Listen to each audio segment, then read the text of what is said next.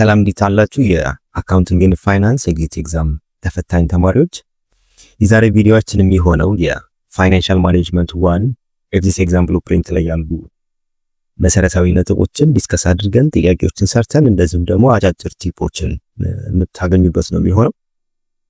ወደ ቪዲዮ እንግባ። የመጀመሪያው ፋይናንሻል ማኔጅመንት ኔቸሩንና ስኮፑን ነው መለየት ያለብን ወይም ደግሞ ለንባብ ስንዘጋጅ አንደርስታንድ ማድረግ የሚኖርብን።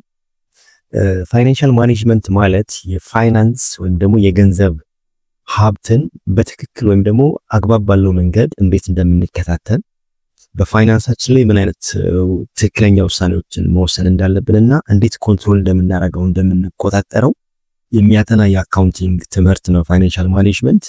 ኔቸሩን ስናይ ዲሲሽን ኦሪየንትድ ነው፣ ከውሳኔ ጋር የተገናኘ ነው።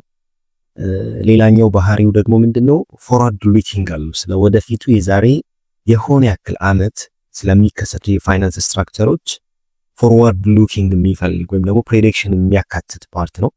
እና ፋይናሊ ደግሞ ምን አይነት ኔቸር አለው? ኮንቲኒየስ ፕሮሰስ የፋይናንስ ማኔጅመንት ወይም ደግሞ ዌልዝ ማኔጅመንት የሚባለው የሆነ ሰዓት ላይ ሀፕን የሚያደርግ ሳይሆን ኮንቲኒየስ የሆነ ፕሮሰስ ነው ያለው። ስኮፑን ስናይ ፋይናንሻል ማኔጅመንት በውስጡ የሚይዘው እንደ ባውንደሪ እንደ ድንበር የሚያካትታቸው ነጥቦች 4 ናቸው። የመጀመሪያው ኢንቨስትመንት ዲሲሽን ነው።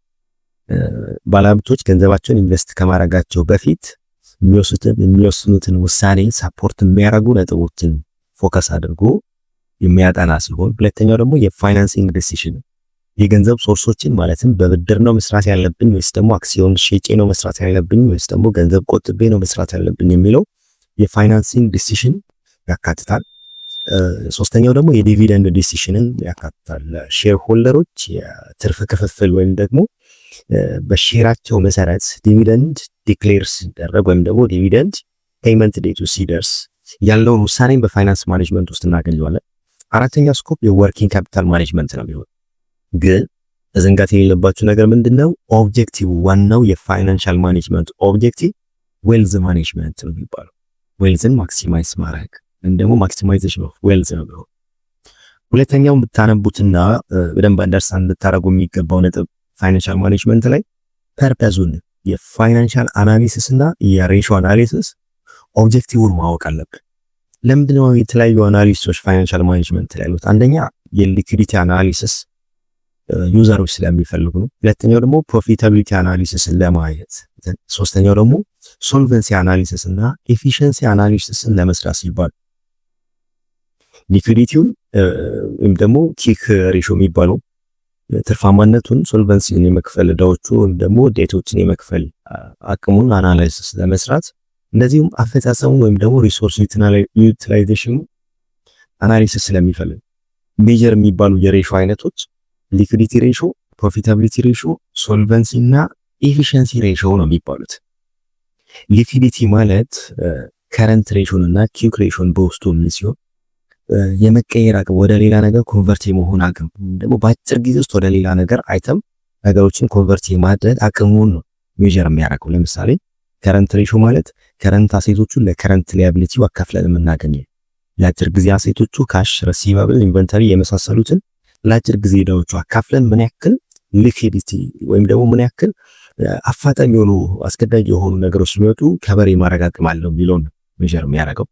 ኩዊክ ሬሾ ሲሆን ግን በጣም በፈጣን መልኩ ማለትም ከከረንት አሴቶች ላይ ኢንቨንተሪዎች ይቀነሱና ለከረንት አሴት ተካፍሎ የሚመጣው ሬሾ ባስ ያለ ወይም ደግሞ የከፋ በጣም የካሽ አስፈላጊነት ቢኖር ምን ያክል ወደ ካሽ መቀየር ይችላል ካምፓኒ የሚለው ነው የሚያሳየው።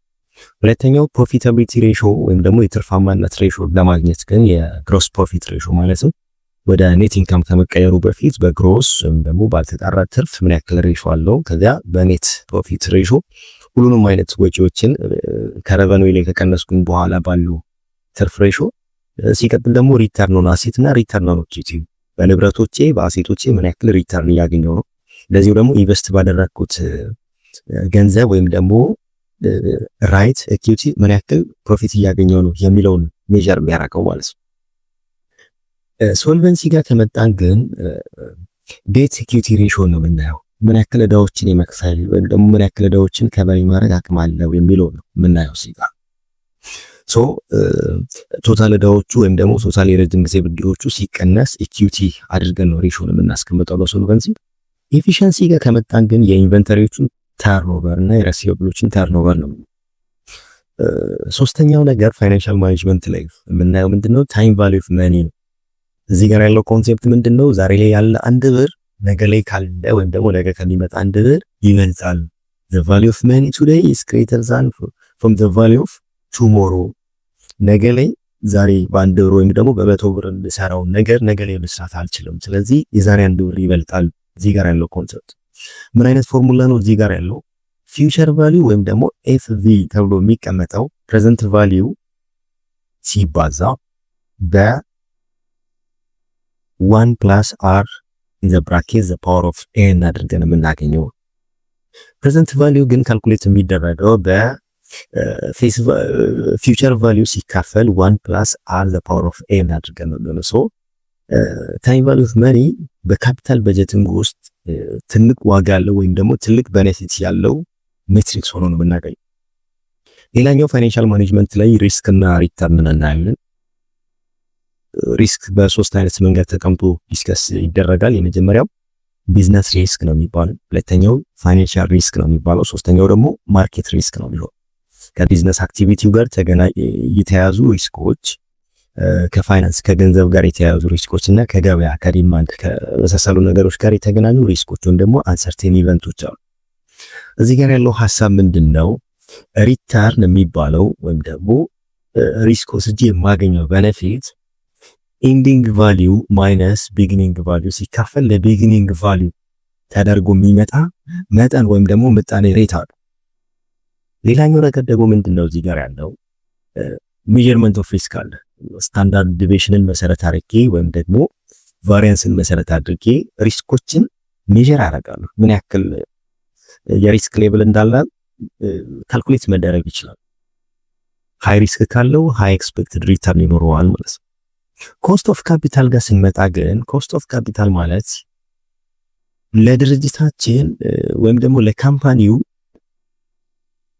ጥቅም የወሰደው ገንዘብ የሚያስከፍለው ዋጋ በዕዳ መልክ ከሆነ ለምሳሌ የተበደርኩት ገንዘብ ኮስት ኦፍ ዴት የሱ ዋጋ ወይም ደግሞ ኢኩዊቲ አክሲዮን የሸጥኩበት ከባለሀብቶች የሰበሰብኩት ገንዘብ ዋጋ የፕሪፈረንስ ሼር ሆልደሮች ዋጋ ኮስት ኦፍ ካፒታል ውስጥ ያለው። ስለዚህ ኮስት ኦፍ ዴት፣ ኮስት ኦፍ ኢኩዊቲ፣ ኮስት ኦፍ ፕሪፈረንስ ሼር ነው ውስጥ የምናገኘው። ዌትድ አቨሬጅ ኮስት ኦፍ ካፒታል በሚባል ሜትሪክስ ወይም ደግሞ በሚባል ኤክስፕሬሽን የሚቀመጠው ማለት ነው። ስለዚህ ካፒታል በጀቲንግ ላይ ዌትድ አቨሬጅ ኮስት ኦፍ ካፒታልን መሰረት አድርገን ለዲሲዥን ሜኪንግ እንጠቀመዋለን። ካፒታል በጀቲንግ ዲሲዥን ሲሆን ደግሞ ካፒታል በጀቲንግ ዲሲዥን የሚባለው ወይም ደግሞ የካፒታል በጀት ውሳኔ የሚባለው ለረጅም ጊዜ ኢንቨስትመንት ወይም ደግሞ ለረጅም ጊዜ የኢንቨስትመንት አክቲቪቲዎች የምንሰጠው ውሳኔ ወይም ደግሞ ማሳለፈው ዲሲዥን ሜኪንግ ምንን መሰረት አድርጌ ነው? ፔይባክ ፔሪዱ አሁን ላይ ኢንቨስት ማድረገው ገንዘብ በምን ያክል ጊዜ ሊመለስ ይችላል የሚለው ወይም ደግሞ ኔት ፕሬዘንት ቫልዩ ካልሆነ ኢንተርናል ሬት ኦፍ ሪተርን እና የፕሮፊታቢሊቲ ኢንዴክሱን ቤዝ አድርጌ የምወስነው ውሳኔ ነው ካፒታል በጀት ወይም ደግሞ የካፒታል በጀቲንግ ዲሲዥን የሚባለው ማለት ነው። ምን አይነት ውሳኔ ነው አክሴፕት የሚደረገው? ኔት ፕሬዘንት ቫልዩ ከዜሮ የሚበልጥ ከሆነ ይህንን ፕሮጀክት ወይም ደግሞ ይህንን ኢንቨስትመንት አክቲቪቲ አክሴፕት ማድረገው ማለት ነው። ጥያቄዎች አሉ። የመጀመሪያው ዘ ሜን ኦብጀክቲቭ ኦፍ ፋይናንሻል ማኔጅመንት። ፋይናንሻል ማኔጅመንት ዋናው ኦብጀክቲቭ ምንድነው? ኤ ፕሮፊት ማክሲማይዜሽን፣ ቢ ኮስት ሚኒማይዜሽን፣ ሲ ዌልዝ ማክሲማይዜሽን፣ ዲ ሴልስ ማክሲማይዜሽን። ስንጀምር ብያችሁ እንደነበረው የፋይናንሻል ማኔጅመንት ኦብጀክቲቭ ዌልዝ ማክሲማይዝ ማድረግ ነው። ሁለተኛ ጥያቄ ከረንት ሬሾ ምንን ነው ሜዠር የሚያደርገው? ፕሮፊታቢሊቲ ነው፣ ሊኩዊዲቲ ነው፣ ኤፊሺየንሲ ነው ወይስ ደግሞ ሶልቨንሲ ነው?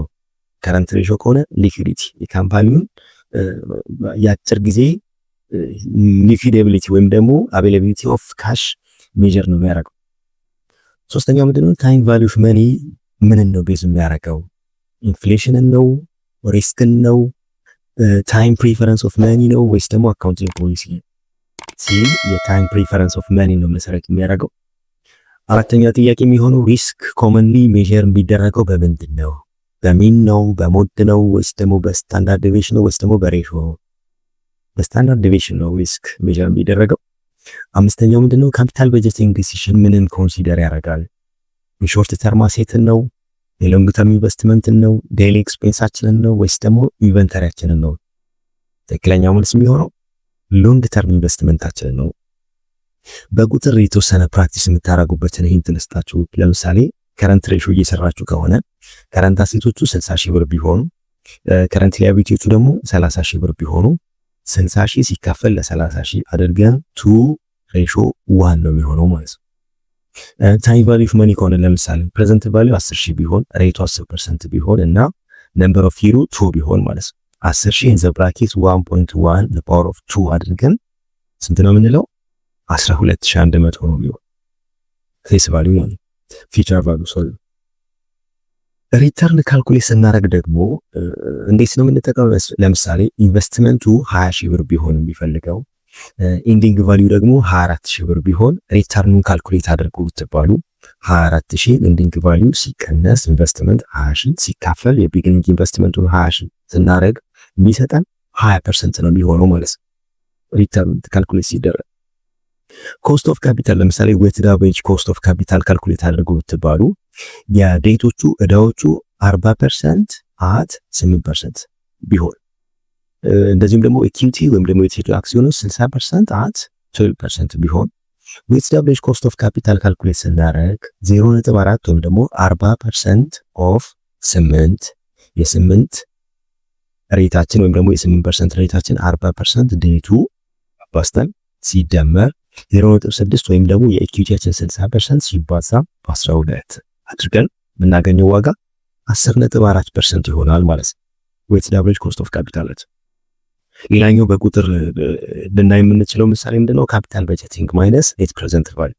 ኢኒሻል ኢንቨስትመንታችን ለምሳሌ ቢዝነሱን ወይም ደግሞ ኢንቨስትመንት ፕሮጀክቱ የተነሳበት ኢኒሻል ዋጋው 50 ሺህ ብር ቢሆን 50000 ፕሬዘንት ቫልዩ ኦፍ ካሽ ኢንፍሎው ደግሞ 60 ሺህ ቢሆን ኔት ፕሬዘንት ቫልዩ ካልኩሌት አድርጉ ስትባሉ 60 ሺህ ፕሬዘንት ቫልዩ ኦፍ ካሽ ፍሎው ማይነስ ኢኒሻል ኢንቨስትመንት 50 ሺህ እናደርግና ፖዚቲቭ 10 ሺህ ነው የሚሆነው። ስለዚህ ይሄ ፕሮጀክት ወይም ደግሞ ይሄ ሎንግ ተርም ካፒታል ፕሮጀክት አክሰፕት ይደረጋል ማለት ነው።